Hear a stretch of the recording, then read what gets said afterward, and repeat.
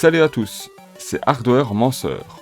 Aujourd'hui, on regarde le SteelSeries Apex 3 TKL, un clavier gaming à membrane. Vendu autour de 45 à 55 €, il se positionne clairement comme un clavier d'entrée de gamme de la marque.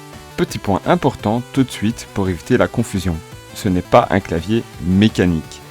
SteelSeries utilise des switches maison, les Swiper Quiet, garantie 20 millions de frappes, donc moins que la plupart des switches mécaniques qu'on a testés habituellement ici.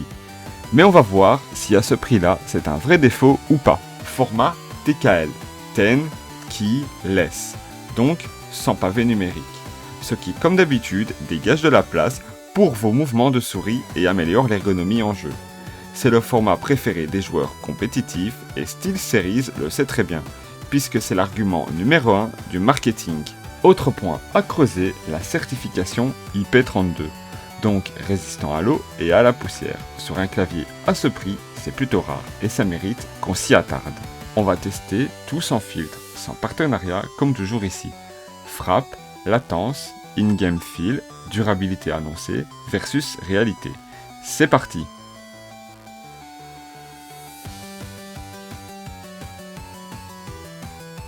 Niveau construction, le châssis est en polymère haute qualité, donc du plastique, ce qui est normal à ce tarif. Le format est compact, 364 mm de largeur, 150 mm de profondeur, 40 mm de hauteur, pour un poids annoncé de 639 grammes. Et c'est justement là que ça coince un peu.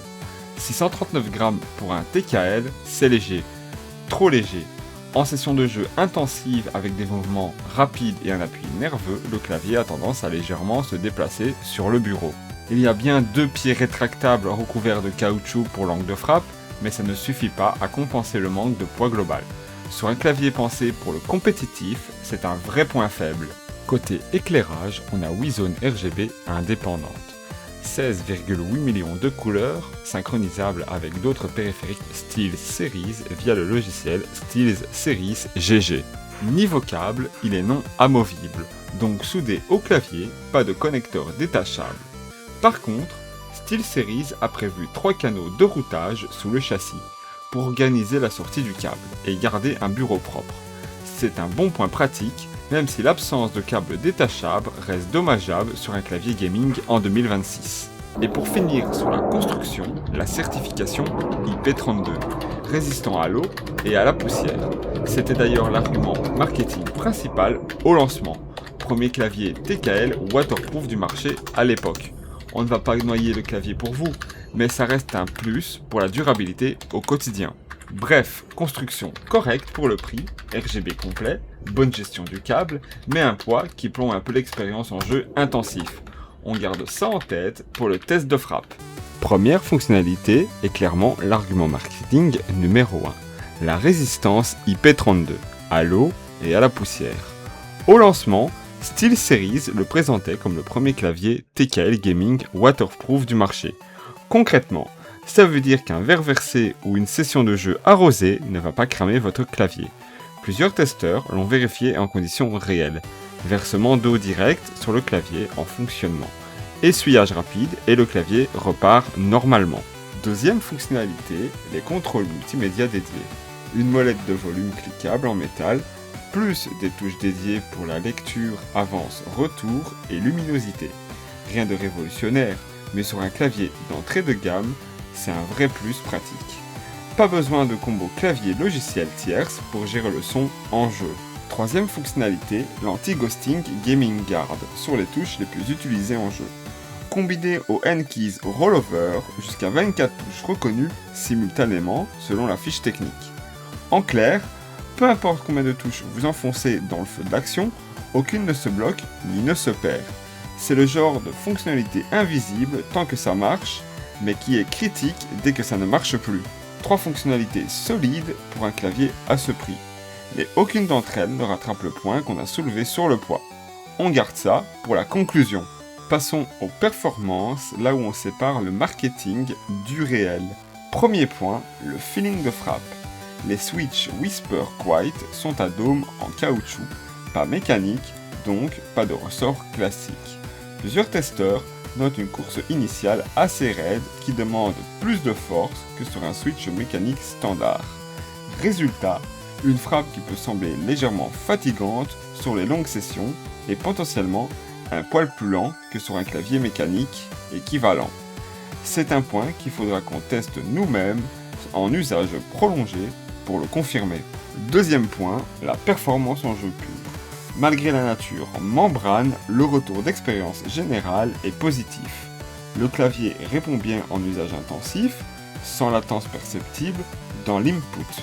Le N-Key Rollover jusqu'à 24 touches et l'anti-ghosting Gaming Guard font leur travail. Pas de perte de touches en combo complexe, même en zombie FPS intense.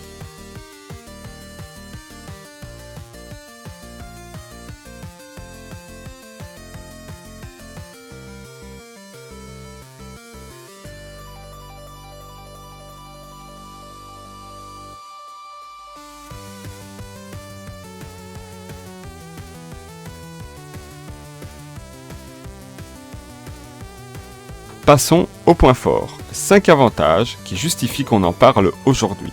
1. La résistance IP32 à l'eau et à la poussière. Sur un clavier à ce tarif, c'est rare et ça a été le véritable argument de lancement de SteelSeries. Un verre renversé, une session arrosée, pas de panique.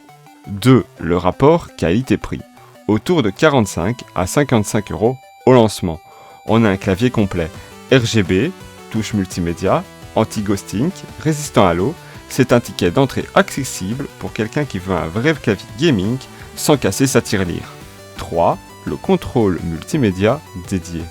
Molette de volume cliquable en métal, touche lecture, pause, skip, pratique au quotidien, et ça évite de sortir un logiciel tierce pour couper le son en pleine partie. 4. La discrétion sonore. Les Switch Whisper Quiet portent bien leur nom. C'est un clavier nettement plus silencieux qu'un mécanique classique. Pour quelqu'un qui joue tard le soir, qui stream avec le micro ouvert ou qui partage l'espace avec quelqu'un d'autre, c'est un vrai argument. 5. Le format TKL en lui-même. Sans pavé numérique, on gagne de la place pour les mouvements de souris amples, ce qui est particulièrement utile en jeu compétitif ou FPS. Combiné aux 3 canaux de routage du câble sous le châssis, la gestion du bureau reste propre. 5 vrais points forts, mais on n'en a pas fini, parce qu'il y a aussi des choses à pointer du doigt. On enchaîne sur les inconvénients. Maintenant, les points qui fâchent. 6 inconvénients à connaître avant d'acheter. 1. Le poids de 639 grammes pour un TKL. C'est trop léger. Résultat, le clavier a tendance à glisser sur le bureau pendant les sessions intenses. Malgré les pieds en caoutchouc sur un clavier pensé pour le compétitif, c'est un vrai problème. La course de frappe. Le premier appui sur les Switch Whisper Quiet, je l'ai trouvé raide. Ça demande clairement plus de force qu'un mécanique classique. Après plusieurs sessions longues, j'ai senti une fatigue s'installer dans les doigts et ma frappe ralentissait légèrement sur la fin. 3. Le câble fixe, impossible à débrancher ou à remplacer en cas d'usure ou de dommage. Sur un clavier gaming, c'est un choix qui se justifie par l'étanchéité IP32. Mais ça reste une limite pratique si le câble vient à lâcher. 4. La durée de vie des Switch.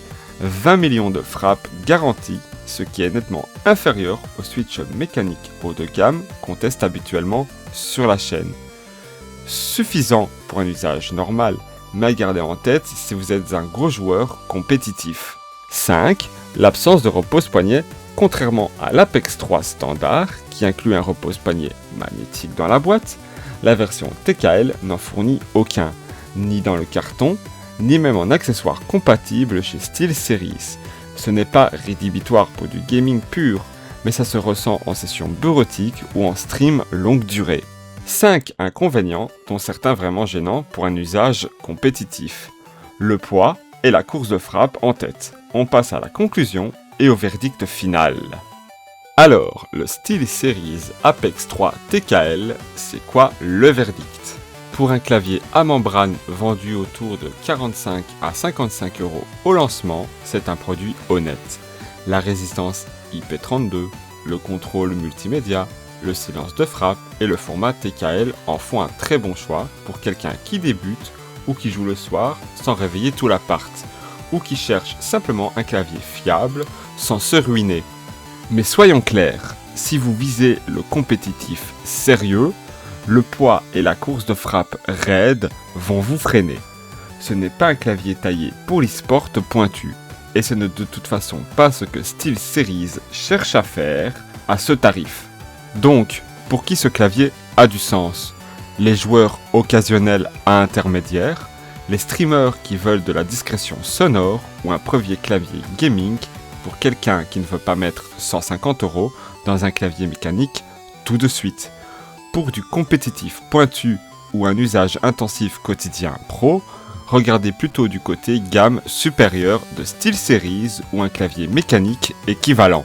Et comme toujours ici, pas de partenariat, pas de sponsoring, juste ce qu'on a testé et vérifié. Si la vidéo vous a aidé, un pouce bleu et un abonnement, ça aide vraiment la chaîne à grandir. Et vous, vous en pensez quoi? Dites-le en commentaire. À la prochaine. C'était Hardware Manceur, l'art de faire rugir le hardware.